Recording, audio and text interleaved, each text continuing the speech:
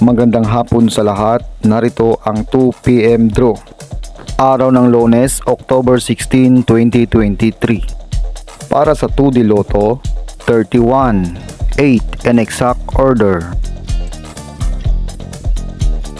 Para sa 3D Lotto, 8, 7, 6 in exact order.